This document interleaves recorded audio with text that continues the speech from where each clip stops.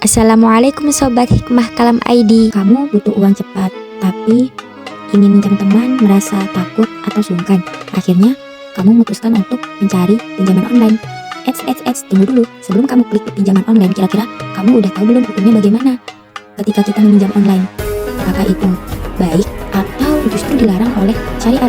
Nah, kita bahas bersama-sama. Jadi, pinjam online atau yang kita sebut pinjol adalah dalam fikih masuk kategori al-qard, akad hutang piutang.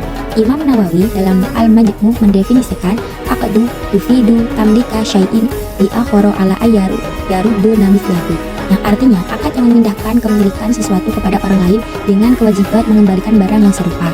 Hukum asal akad adalah mubah bagi peminjam dan sunnah bagi pemberi pinjaman selama bebas dari riba. Allah Subhanahu wa taala juga pernah berfirman dalam surah Al-Baqarah ayat 275, Bismillahirrahmanirrahim, wa ahallallahu bai'a wa harramar riba, yang artinya Allah telah menghalalkan jual beli dan mengharamkan riba. Ayat ini tegas menerangkan apabila pinjaman itu ada unsur riba, maka hukumnya haram. Bunga pinjol yang disyaratkan sejak awal adalah riba, tidak ada hal-hal yang membatasinya. Hadis riwayat Baihaqi sahih secara makna, yang kullu fardi jarroman fa'atan fahuwa riba. Setiap pinjaman yang menarik manfaat keuntungan bagi pembeli pinjaman, maka itu adalah riba. Hadis ini adalah jantung hukum pinjol. Apapun nama tambahan pembayarannya atau bunga intensif biasanya juga berbunga, jadi disyaratkan atas pinjaman itu riba.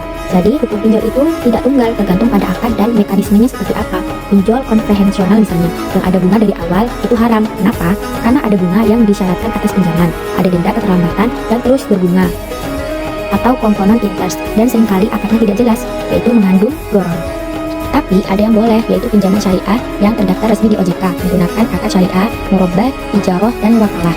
Biayanya tetap dan transparan dari awal, tidak bertambah meskipun terlambat, dan akadnya jelas, jumlah, waktu pengembalian, dan semua biaya sudah pasti dari awal. Lalu, bagaimana kalau sudah terlanjur menggunakan pinjol riba? Jangan panik sobat sekalian, ada solusinya. Pertama, segera lunasi sesuai kemampuan. Menunda hanya memperbesar beban dosa dan beban utang. Bayar tepat waktu bukan hanya soal kredit skor, ini kewajiban syariat. Kedua, bertaubat dengan sungguh-sungguh dan niatkan tidak mengulangi. Allah Maha Pengampun bagi yang bertaubat. Ketiga, mulai beralih ke produk keuangan syariah resmi yang diawasi OJK, dan kamu tidak perlu meminta kembali bunga yang sudah dibayar. Itu sudah lepas. Nah, untuk kedepannya, sebelum pinjam, dicekin dulu ya, apakah dia termasuk dalam pengawasan OJK atau enggak. Takutnya nanti malah bunganya lebih besar dan malah terjadi yang namanya riba.